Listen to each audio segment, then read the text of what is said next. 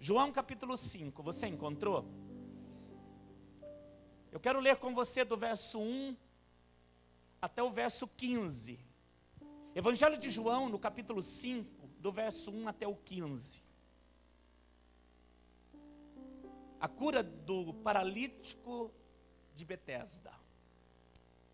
Depois disso, havia uma festa entre os judeus, e Jesus subiu então até Jerusalém. Ora, em Jerusalém, próximo à porta das ovelhas, um tanque, chamado em hebraico Betesda. Betesda em hebraico significa lugar de misericórdia. Betesda em hebraico significa, amada igreja, lugar de misericórdia. Havia então ali, perto das portas das ovelhas, um tanque chamado em hebraico Betesda, misericórdia, lugar de misericórdia, o qual tinha 5 alpendres. Nestes jazia, ficava ali, grande multidão de enfermos, uma multidão de... Querido, pensa um pouquinho nisso que você está lendo e o Espírito está te revelando. Havia num lugar chamado lugar de misericórdia, não havia poucas pessoas não, mas a Bíblia faz menção, referência de que havia uma multidão de enfermos. E ela cita alguns deles: cegos, coxos e paralíticos, esperando o movimento das águas. Porquanto um anjo descia num determinado tempo, num certo tempo, naquele tanque de misericórdia. Por isso ele era chamado de lugar de misericórdia, porque de tempo em tempo, não se sabia qual era a época, descia um anjo, agitava a água, e o primeiro de quantos? O primeiro de quantos, querido? Diga, de uma multidão. Havia ali uma multidão de enfermos, e a Bíblia diz que o primeiro de quantos? De uma multidão. O primeiro que ali descia, depois do movimento das águas, sarava de qualquer enfermidade que tivesse, não importava se era cego, se era coxo, se era paralítico, ele ficaria curado, o primeiro de uma multidão. Estava ali um homem que havia 38 anos e ele se achava enfermo, ele era um paralítico. Jesus, vendo este deitado e sabendo bem que estava naquele estado havia muito tempo, disse-lhe: queres ficar são? O enfermo respondeu. Parece que ele vai responder uma outra coisa. Parece que a pergunta de Jesus tem um outro significado para ele. Ele diz: Senhor, eu não tenho homem algum que quando a água é agitada, me coloca no tanque. Mas enquanto eu vou, desce outro antes de mim. Jesus pergunta o que ele quer, e na verdade ele vai falar da impossibilidade.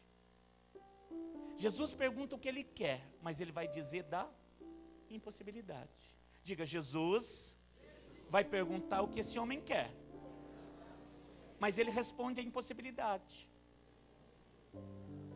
Amém? Jesus disse-lhe: levanta, toma a tua cama. Toma o quê? A cama e anda. Logo aquele homem ficou são, tomou a sua cama. Tomou o quê, irmãos?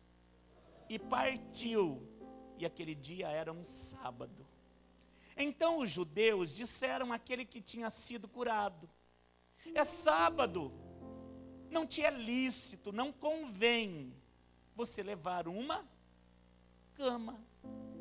Ele respondeu àqueles homens: aquele que me curou, ele próprio disse: toma a tua cama e anda.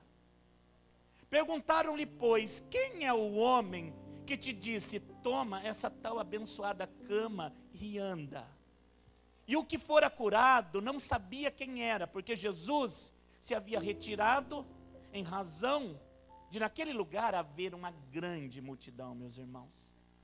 Depois Jesus o encontrou novamente no templo, e foi ali que Jesus disse para ele: eis que já estás são, você está curado, mas não peques mais, para que não te suceda alguma coisa muito pior.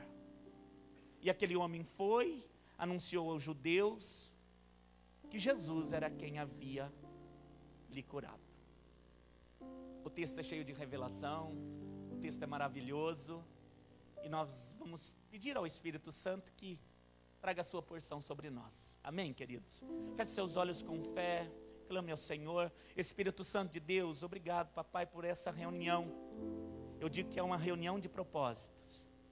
É propósito do Senhor em ter esse homem e essa mulher aqui. É propósito, papai, que essa mensagem fosse pregada exatamente nesse instante. É propósito do Senhor que os louvores fossem trazidos da forma com que eles vieram. Tudo está no teu controle, ó Senhor. Por isso eu te peço, papai, que o Senhor nos use para revelar aquilo que está escondido atrás das letras.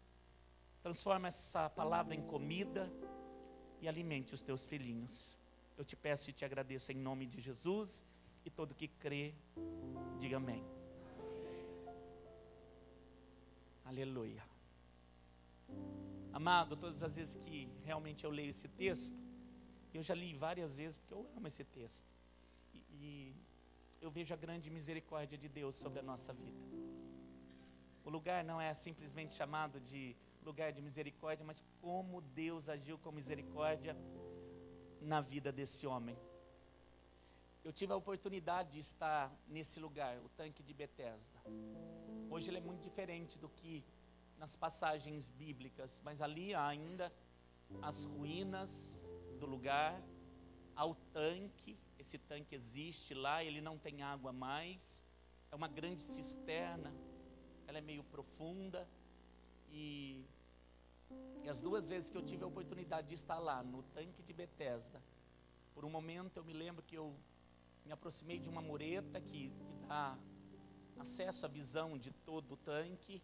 Eu por um momento fechei os olhos e eu fiquei pensando, como seria aquele lugar nos dias de Jesus? E todas as vezes que eu leio o texto, me vem exatamente como era o lugar. Um lugar de muitas pessoas. Quando a Bíblia diz de multidão, é porque havia um número muito grande de pessoas ali. Não eram pessoas, querido, como a multidão que seguia Jesus. Claro, a multidão que seguia Jesus, havia enfermos, mas havia também pessoas curadas. Havia pessoas que poderiam viver a sua vida cotidiana normalmente. Nesse lugar não, nesse lugar havia uma multidão, a Bíblia diz, de enfermos. Então quando eu fechei os olhos, e todas as vezes que eu leio o texto, eu vejo um grande hospital. Um lugar de enfermos, um lugar de dor, e um lugar também de sofrimento. Pastor, dor e sofrimento não é a mesma coisa? Não, são coisas diferentes, distintas. Estou falando de uma dor, talvez causada pela enfermidade de cada um, mas um lugar de sofrimento, sofrimento de alma. Porque ali a grande maioria se tornava frustrado, pessoas que passavam a se tornar desapontadas com aquilo que elas vieram buscar, porque diante de uma multidão, somente um era curado. E eu penso que o tempo passava de uma forma muito lenta. Porque é assim, no momento de dor, o tempo parece que não passa. Eu não sei se você já viveu um momento de dor. Assim como os momentos de alegria, eles passam meio que rápido, né? Quando você sai de férias, às vezes você diz, mas já terminou os 30 dias? Não é assim? Mas quando nós passamos momento de dor, querido, a noite parece não ter mais fim. Eu já vivi várias noites de dor na minha vida. Totalmente acordado, vendo o sol se pondo, vendo o sol nascendo. as noites de dor e os lugares de dor ou de dores não são lugares que nós gostamos de estar. Mas o fato, querido, que para alguém que estava sem esperança alguma, saber que pelo menos uma vez haveria uma chance de ter uma água se movendo, de um anjo que descia da parte do Senhor, e que ao mover as águas, o primeiro que chegava até aquela piscina que havia, aquela cisterna grande, ele encontrava a cura. Então havia uma expectativa no coração de todos que ali estavam. Mas eu penso que ao passar do tempo, a grande maioria ficava frustrada, desapontada, com uma incerteza que só ia aumentando a partir do momento que não era curado. Esse homem que está aqui, a Bíblia diz que ele era um paralítico. Quando o texto diz que havia cegos, coxos, os coxos eram aqueles que às vezes tinham a falta de uma perna ou de um pé, ou eles tinham as pernas mais curtas, uma que a outra, então eles coxeavam. Isso era o coxo. Esses homens, assim como os cegos, eu penso que a chance deles chegarem antes nas águas do que o paralítico era muito maior.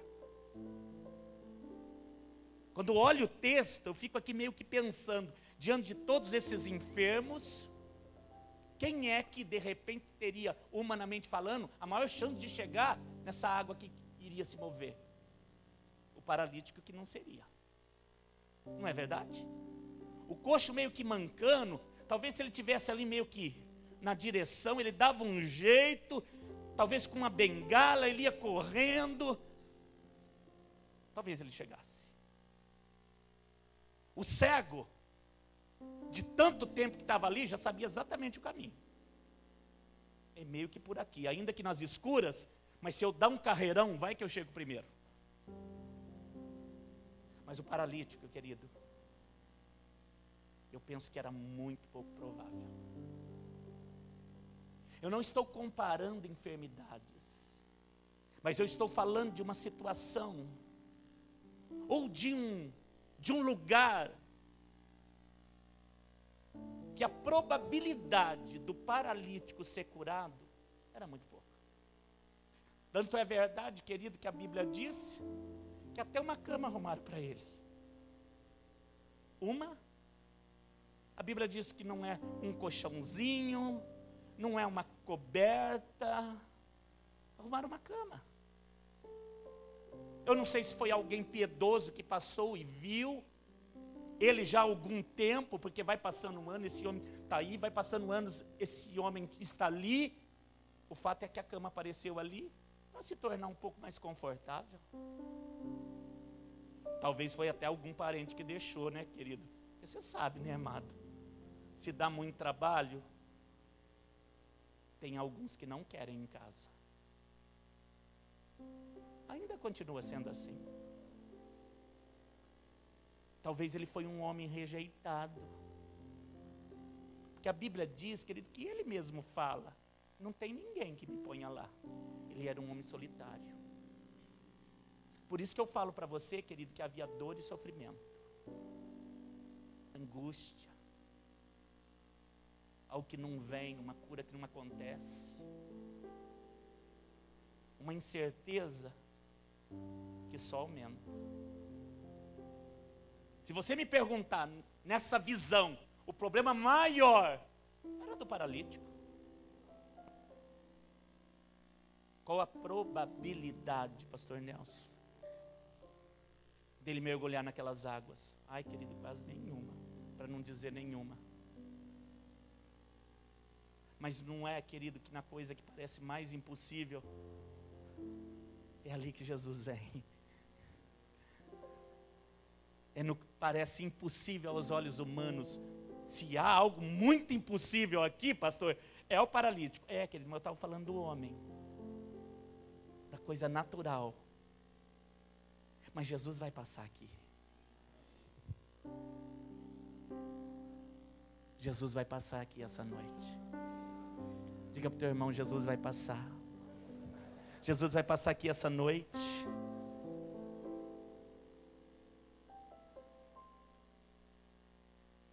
Por que Jesus faz isso? Ele vai justamente nesse homem, para mostrar para você e para mim hoje, aqui, para você que está em casa, que não há impossíveis para Deus. Pensa numa coisa difícil. Pensa em algo, querido, que as pessoas olham, até mesmo na sua própria vida. Talvez você não seja um coxo, um cego, um paralítico, glória a Deus por isso, mas talvez você tenha um problema gigante, querido. Que a probabilidade dessa coisa acontecer, pastor, é quase nada. É nessa coisa impossível que Jesus vai passar. Jesus vai passar aqui essa noite. Diga de novo para o teu irmão, Jesus vai passar.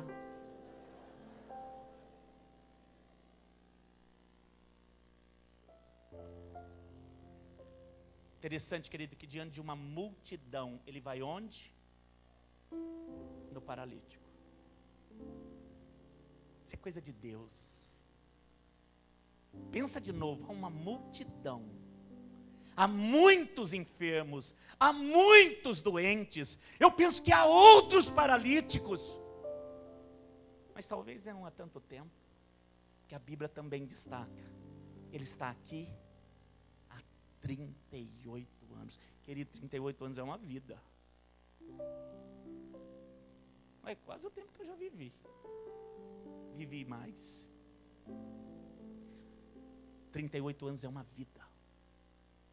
Vivendo numa cama, vivendo num lugar, querido, onde talvez por misericórdia alguém deixou, vivia de esmolas, talvez vivia do resto de comida dos outros, porque ele não saía, querido, nem para ser curado, muito menos para se assentar numa mesa, para fazer coisas cotidianas que eu e você fazemos e que às vezes não lembramos. Deus, muito obrigado.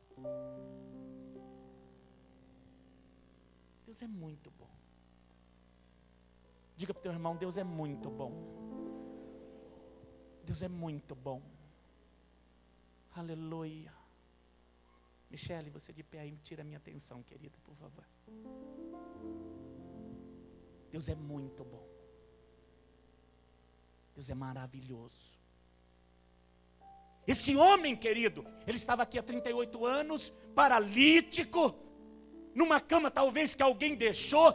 Sabe-se lá, querido, o que pensaram até, ele vai morrer aqui, então vamos deixar ele pelo menos mais confortável. Porque eu vou dizer a você, querido, essa cama me chamou a atenção. Essa cama me chamou a atenção.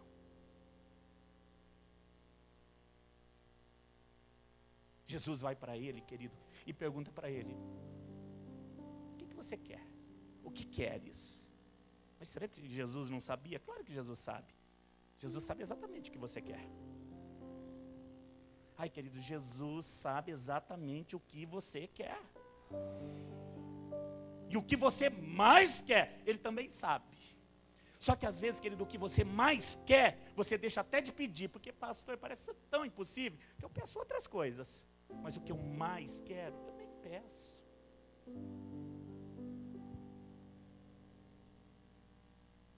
Esses dias eu estava num lugar, e eu vi um homem dizendo, tinha lá um sorteio lá de umas coisas, ele falou, e nem vou, nunca ganho nada.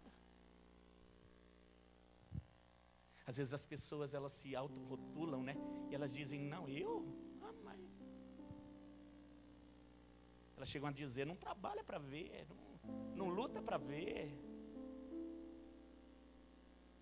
Querido, só que tem momento na nossa vida, que a nossa dependência é total. Você sabe que Deus tem nos levado para isso na igreja. Uma dependência total. O mundo está um caos. O governo perdido. Os índices, ai querido, cada dia pior. E nós, um caminho mais alto disponível para você andar. Existe um caminho mais alto disponível para você andar. Mas você tem que crer que ele existe.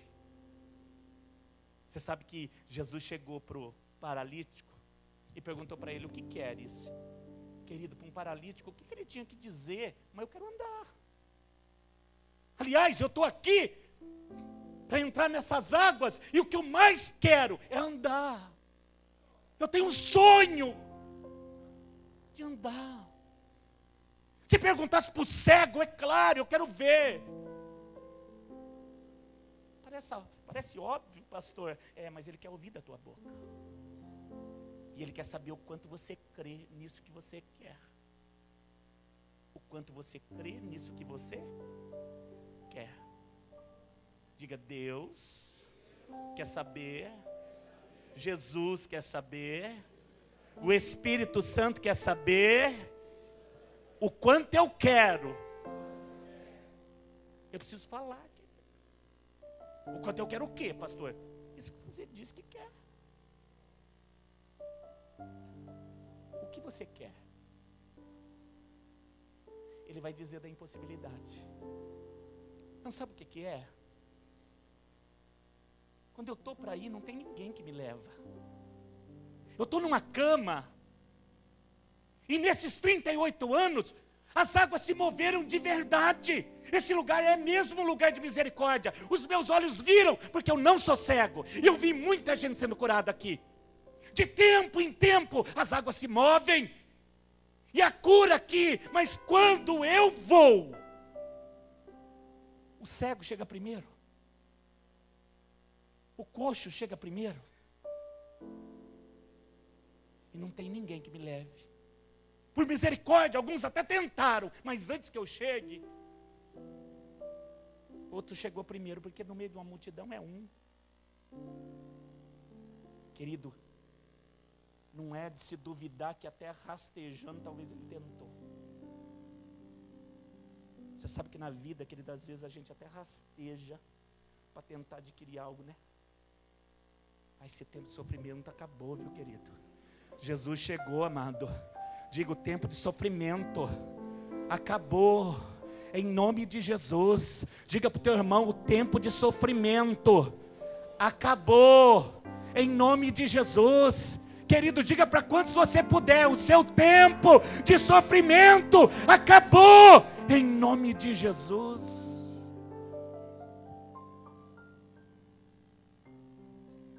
Jesus pergunta o que ele quer e ele diz o que ele está passando. Por isso que tem gente, querido, que não recebe, que não sabe pedir. Pede mal, diz a palavra de Deus. Eu estou perguntando para você hoje: o que você quer? Então, sabe o que é?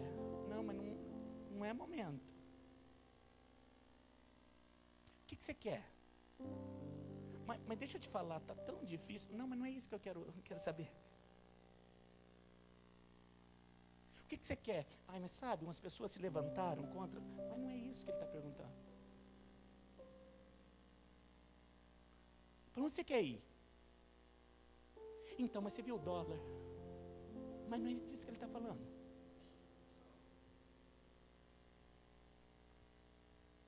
Que vida que você quer viver?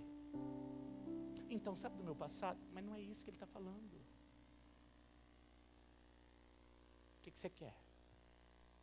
Embora ele tenha falado tudo o que acontecia, Jesus já sabia que aquele homem que estava ali há muito tempo, que ele talvez fosse o último da fila que só crescia, porque a multidão só aumentava, e se ele já era o último, querido, ele se tornava cada ano mais último. Jesus veio para ele, para o último da fila. Jesus veio para aquele que estava mais impossibilitado de viver o milagre. Quer saber? Levanta. Ele já levantou. O paralítico de pé, que ele já é um milagre, não é? Agora toma a tua cama. O quê? Toma a tua cama, você está forte. Quando ele levantou, o vigor já veio. Eu penso que a cama de antigamente, só entre nós, viu, querido? Era madeira de verdade, viu? Era um peso. Toma a tua cama. Não era caminha de dobrar, não. Hoje tem cama que você dobra, que ele vira uma malinha desse tamanho. Pega a tua cama. E agora você anda. Querido, não é toda hora que você vai ver um paralítico na cama andando. Não é todo momento que você vai ver um paralítico com uma cama nas costas andando. Mas ele faz assim, quando ele cura, quando ele sara, ele fala para pegar as coisas e sair. Não, não é para todo mundo que ele faz isso. Pergunta para o Bartimeu, para você ver lá, o cego. O cego foi logo deixando a capa. Deixa a sua velha vida para trás, porque a capa simbolizava, né, quem ele era. Deixa essa capa para trás. Enxerga e vive. Vai falar das maravilhas que eu fiz na sua vida. Mas aqui a cama, querido, vai ser um instrumento para também glorificar Jesus. Porque se teve quem deu a cama, se teve o familiar que deixou lá e falou, ele vai morrer ali, mas não é que ele está vindo com a cama.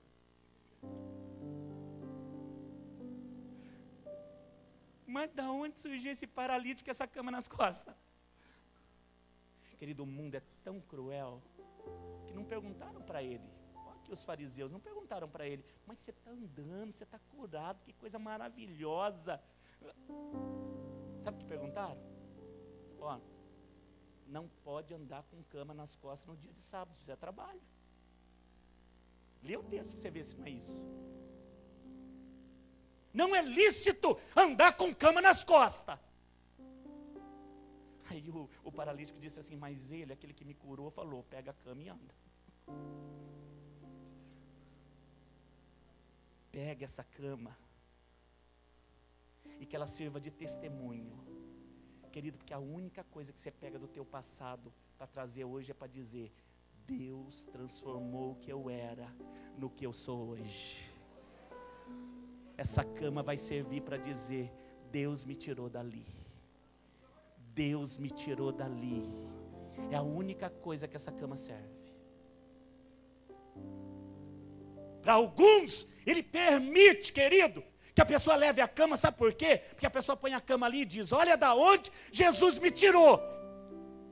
Elas não ficam choramingando de, mas que sofrimento que eu passei aqui, meu Deus. Você sabe que tem gente que está a coisa do passado, põe a cama nas costas e começa, né? Meu Deus, quem será que fez isso? Mas tem aqueles que glorificam o Senhor. No caso desse aqui, eu penso que ele poderia levar a cama onde pudesse se levar, ele poderia levar. No mesmo dia, querido, com a cama nas costas, perguntaram, mas quem que falou para você levar? Foi ele. Ele quem? O que me curou. O texto não diz, mas talvez ele pôs a cama no chão. Ele disse, olha, essa cama aqui eu fiquei 38 anos. Eu era um paralítico, vivendo nessa cama. A minha possibilidade de cura lá no lugar de misericórdia era quase nenhum. Mas Jesus me encontrou. Foi um encontro extraordinário. É por isso que essa cama está aqui, ó. Para glorificar o nome dele. Amém, querido. Ele sai dali, ele vai para o templo. Foi para onde? Foi para a igreja. Lugar de crente é na igreja, querido. Diga para o teu irmão, lugar de crente é na igreja. Então. Amém, querido? Aí diga de novo para o teu irmão, que você não disse de verdade. Diga para ele, lugar de crente é na igreja, meu irmão. Aleluia. Amém, amados? Mas vou fazer o que no outro lugar? Ele foi para a igreja, ele foi para o templo. Ele era um judeu. Ele foi no templo. Quem estava lá? Jesus. E Jesus vai encontrar ele, vai olhar para ele. No verso 14, Jesus diz assim: eis que agora você está são, curado. Jesus não vai perguntar da cama, viu, querido? A cama vai servir para o ímpio, para glorificar o nome dele. Jesus olhou e disse: você está são, não peques mais. Querido, nós poderíamos iniciar uma outra ministração dizendo que esse pecado que ele tinha deu origem à enfermidade dele. Mas eu vou terminar aqui, querido. Porque Jesus disse para ele: vai, não peques mais, para que não te suceda uma coisa pior. Pastor, pode ter uma coisa pior do que viver 38 anos paralítico numa cama? Pode, se ele falou que tem, tem. Eu não vou querer provar para ver. Mas que tem, viu, querido? Então dizer que, olha, a coisa está de mal a pior e eu cheguei no...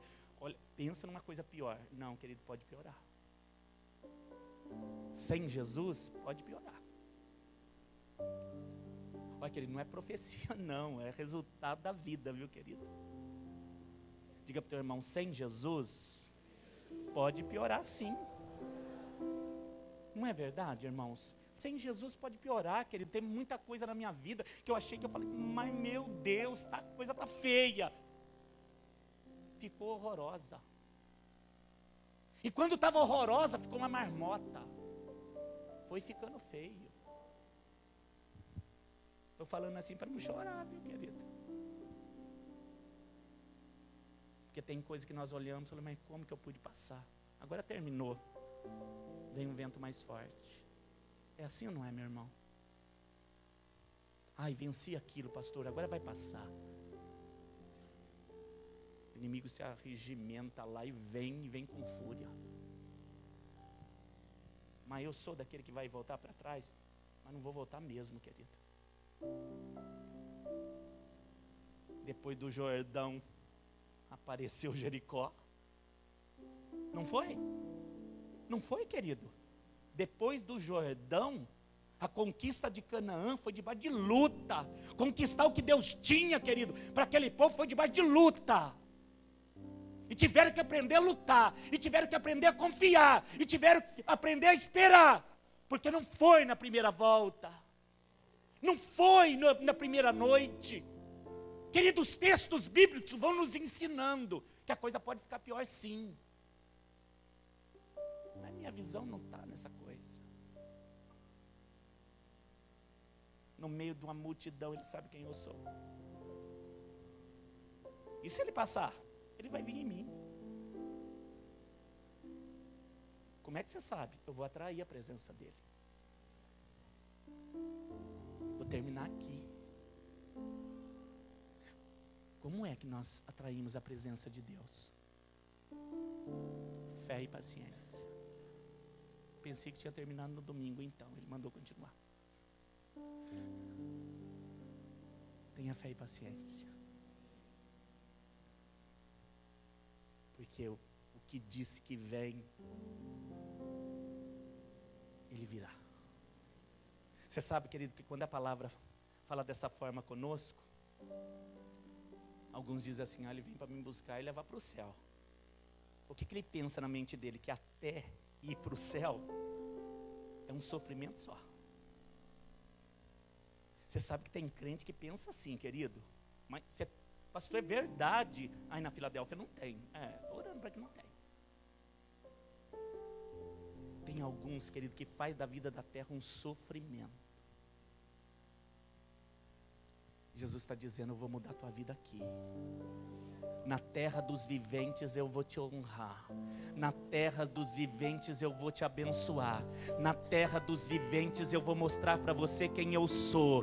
Na terra dos viventes eu vou te colocar no lugar de honra. Na terra dos viventes, essa tua cama do passado só vai servir para dizer o que eu fiz na sua vida. Porque precisar dela você não vai mais.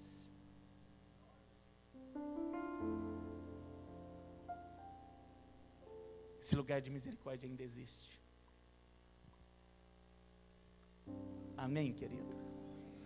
Betesda ainda existe. Diga para o teu irmão, querido, nós estamos encerrando. Betesda ainda existe. O que é Betesda? Lugar de misericórdia. Ai, pastor, quando você falou assim do lugar, eu tive vontade de estar lá. Mas fecha o olho aí. Esse lugar está aqui, querido. O lugar da misericórdia do Senhor. O lugar onde eu posso clamar, filho de Davi. Vem com o teu favor. Nessa quinta semana do favor extraordinário de Deus, querido. Eu vou viver isso agora. Pastor, mas tem uma situação, eu também tenho algumas grandes. Eu disse para alguns irmãos queridos hoje de manhã, eu decidi por essas situações difíceis, grandes para serem resolvidas aqui. Eu sei que elas existem e elas precisarão ser resolvidas. Se os meus olhos ficarem nelas, querido, olha, desânimo não vai faltar. Incapacidade não vai faltar. Chega um tempo, querido, que você olhando para tanta coisa difícil para resolver, você quer cama e nem se importa de ficar ali o tempo todo. A mulher, terça-feira aqui, né? Ela contando da escada da fé. O marido se suicidou. O filho adolescente, 2 anos e pouco. O marido suicidou. O filho adolescente, vendo aquilo, entrou num quarto e falou: daqui eu não saio mais. E ele ficou lá quanto tempo, pastor? 1 semana? 2 anos. Ficou branco, sem ver o sol, totalmente transformado, magro, pálido. Saía do quarto para tomar banho, tomava banho e entrava no quarto. 2 anos, querido. Mas você está falando de onde? Que cidade? Estou falando aqui, querido. Onde você mora, amado? Ela veio aqui na primeira escada da fé, primeira semana. Ela dobrou o joelho dela ali numa ministração e ela disse assim: Senhor, eu estou ouvindo falar de autoridade, a autoridade que o Senhor me deu. Faz com que eu chegue lá na minha casa e liberte meu filho da prisão. Testemunho terça-feira aqui, da turma que terminou agora a escada. Ela chegou lá, orou pelo filho dela e falou para ele: eu te libero dessa prisão, meu filho. O menino foi tomar um banho. Dia seguinte quis ir para a academia. Voltou para a escola. A família olha e fala: mas quem que é? Porque o adolescente muda muito rapidamente, né? Em 1 ano eles mudam. A família pergunta: mas quem que é? É o menino que Satanás tentou trancar 2 anos dentro de casa. Foi uma perda, deve ter sido grande para ele. Talvez ele procurou resposta e não encontrou. Ele se trancou, ele desistiu. E quem é que liberta? O que passa, o que te vê, que sabe exatamente o que você está passando. Querido, ele não passa sem notar você. Você não é desapercebido para ele. Ele ouviu a mãe aqui e visitou o menino lá na casa dele. Estou falando de um dos testemunhos, né?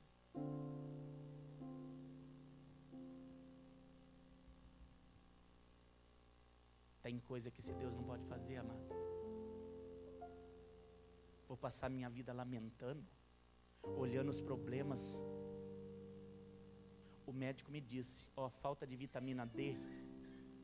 Se não tem nada de vitamina D no corpo, uma das coisas que o cérebro ele começa a sentir é desânimo. É por isso que Satanás, que ele leva as pessoas para a escuridão, para se trancar num quarto, porque sem elas pensarem que isso está acontecendo no corpo delas, elas vão perdendo o ânimo. nada por acaso no reino das trevas não, viu, querido?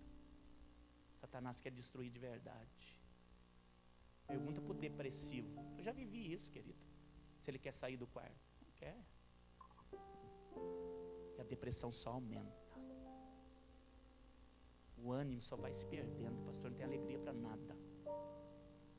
Querido, não são poucos os adolescentes dessa cidade que estão se trancando nos seus quartos.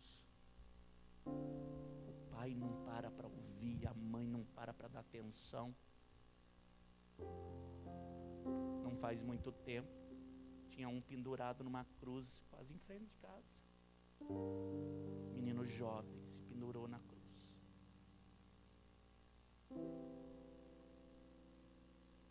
E para os pais um sofrimento.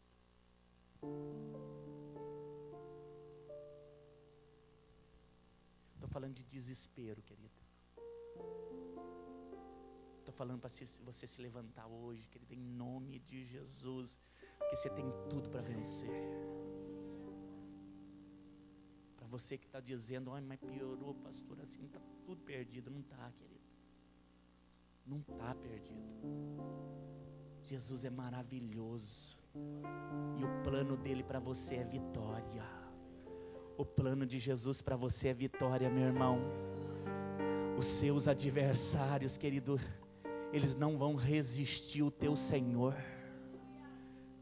Vai saber, querido, quando eu li o texto, se não foi o parente que levou a cama e falou, deixa ele aí. No meio de um monte de doente, ninguém nota. Mas lá em casa dá um trabalhão. Vai saber.